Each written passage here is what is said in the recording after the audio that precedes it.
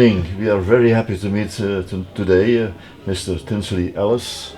I can say after 20 years they told me that you're back in Belgium. For the first time in 20 plus years. Yes, for you have what keeps you away from Europe and from a friendly country like Belgium with good beer and good chocolates? I know, we wanted to come back so badly. My very first European concert was at the Hansam Festival, 1987. It's still running the festival. Good. Yeah. When I was with the Heart Fixers, a band out of Atlanta, Yes. and we performed with the blues singer Nappy Brown. Yeah. House figures. Correct. But to begin with the start, why did you wanted to become a musician? Was it something inside, or were you destined, or your environment, your family? I don't know. Please tell us the story. Why did you want to be a musician? Well, in America, they had a television show called The Ed Sullivan Show. Correct. And the Beatles came on The Ed Sullivan Show in 1964 for the first time. And I was 7 years old, and my parents and I watched the Beatles. And I fell in love with the sound of guitar. Yeah. And then from the Beatles, I discovered the Rolling Stones. And from them, I discovered the Yardbirds. And then I found out that what they were playing was American blues music. And so I used to go to concerts and see people like Muddy Waters in concert. And I saw Howlin' Wolf in concert. And of course, B.B. King.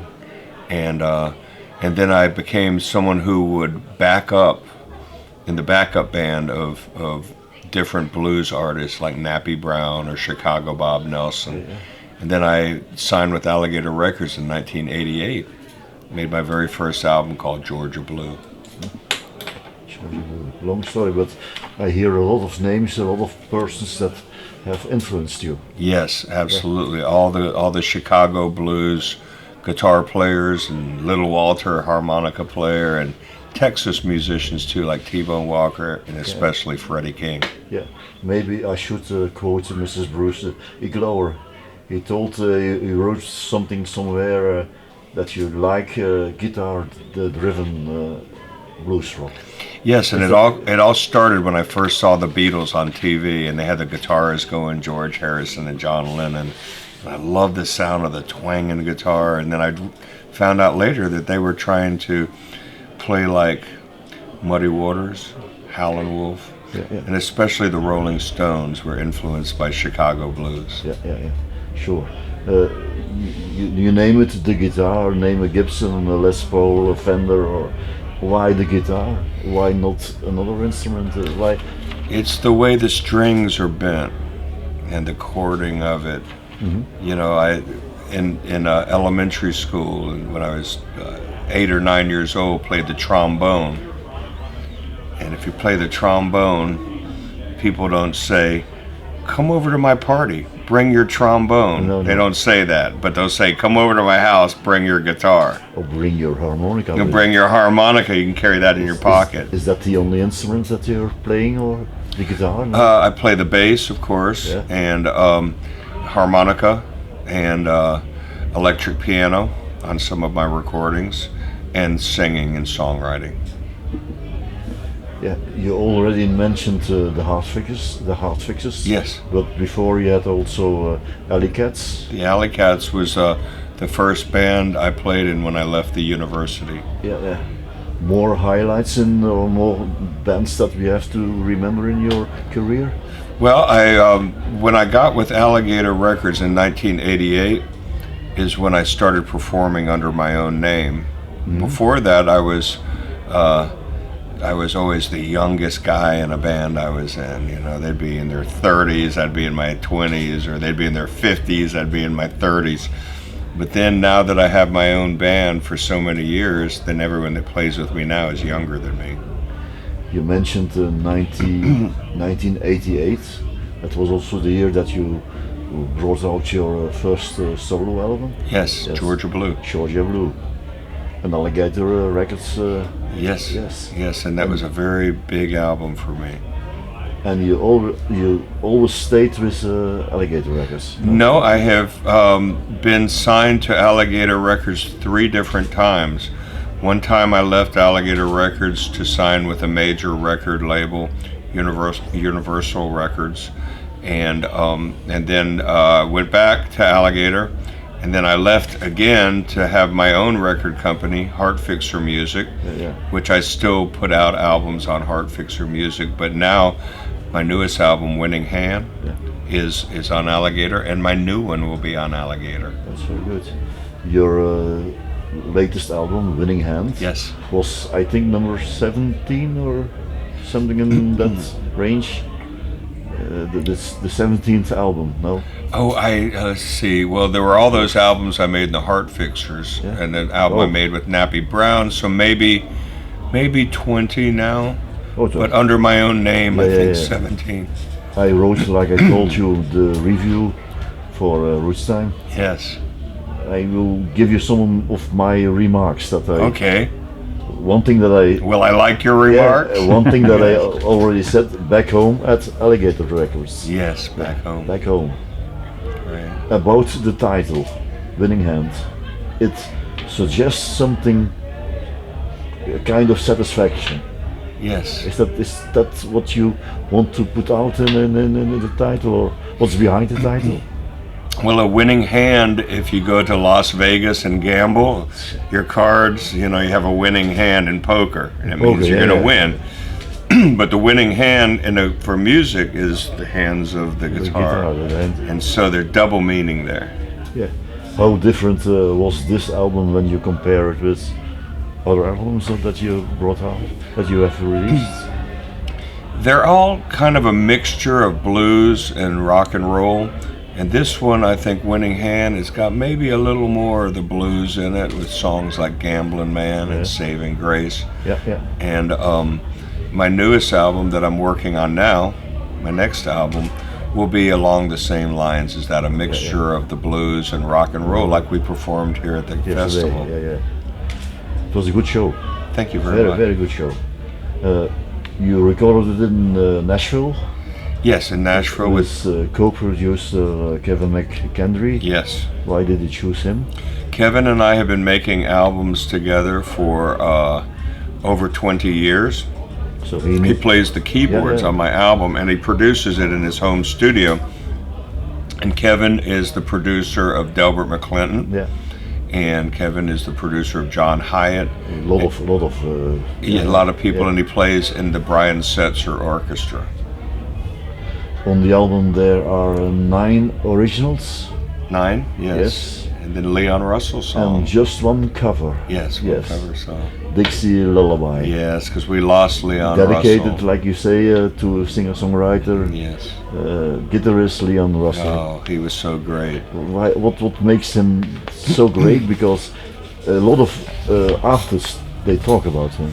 Well, Leon Russell was the missing link between arena rock and roll and music like Freddie King and J.J. Cale, and he was my greatest songwriting influence. I saw Leon Russell when he had a band called the Shelter People, and the Shelter People were left over from Joe Cocker, Mad Dogs and Englishmen.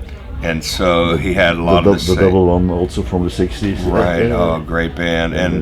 And Leon was great. He was an instrumentalist, great songwriter, producer, band leader, and we opened a lot of shows for Leon Russell over the years. He was a quiet man, but they called him the master of space and time. And also my co-producer Kevin McKendry, as a piano player, if you want to play blues or rock piano, Leon Russell is the guy, so he was a big influence. So he and I decided we would do a tribute. Yeah, great. I finished the review with this verse. Winning Hand is an album that guarantees nuances, I hope I pronounced it correctly, and subtlety. Thank you. Is that good? Or must I add something? You can. It's very nice, thank you. Okay. And final question about the album. Why should someone buy the album? Well, if somebody was a fan of wild string bending like Albert King or George Harrison or Eric Clapton, this would be the album they would like, because it's all about the guitars. In fact, in the inside of the album, when you open it up, a picture of all the guitars that I played. I think the one I yes, the one you used. Yes. And people love a picture of all those vintage 1950s and 1960s guitars. What makes you play on one of them? Is it because of the sound, or because Different sound. I'm not a guitar player, so I'm always wondering, why do they have to have 5 guitars on the scene?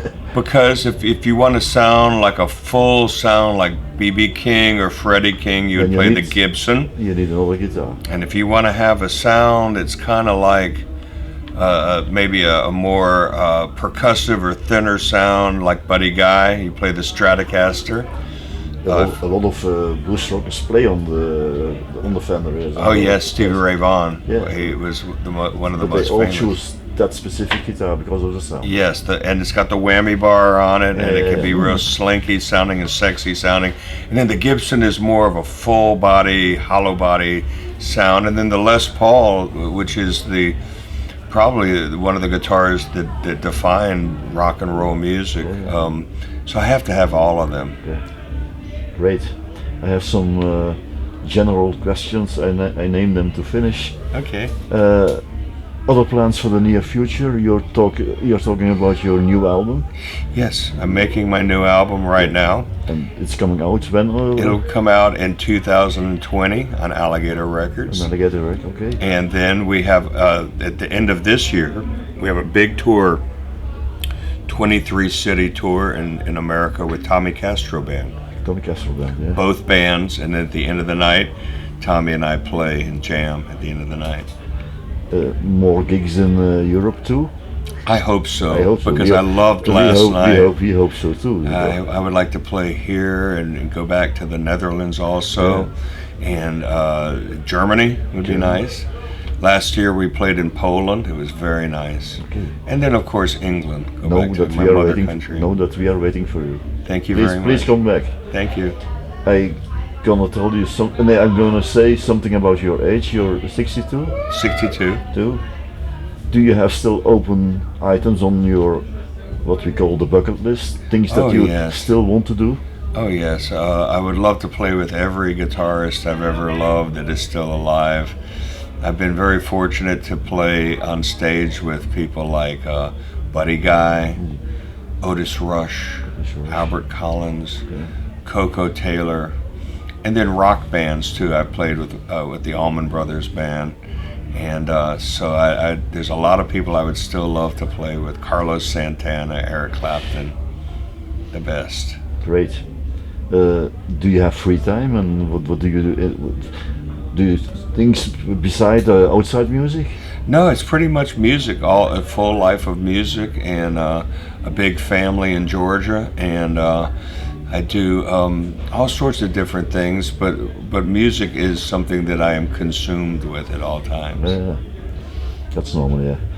Before I ask you my last question, something about last evening, the set list. Is that a thing that you made yourself?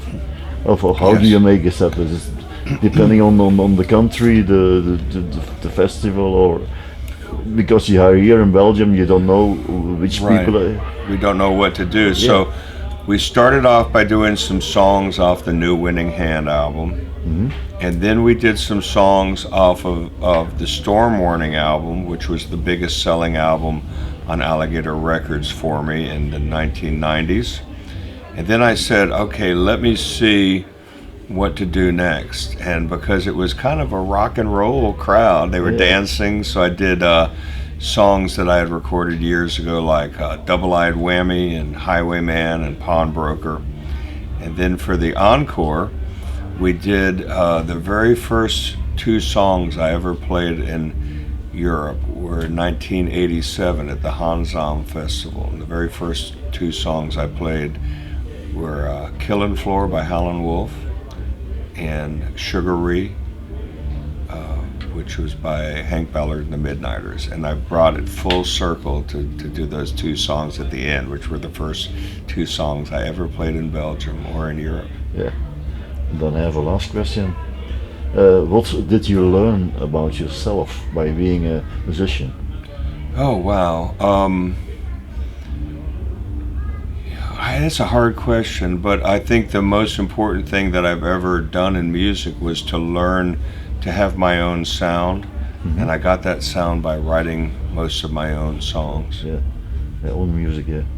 Okay, Mr. Tinsley, Ellis, thank you again for your time, and we hope to see you soon Thank you. back. Thank we you a love lot. Belgium. Yeah, thank you a lot.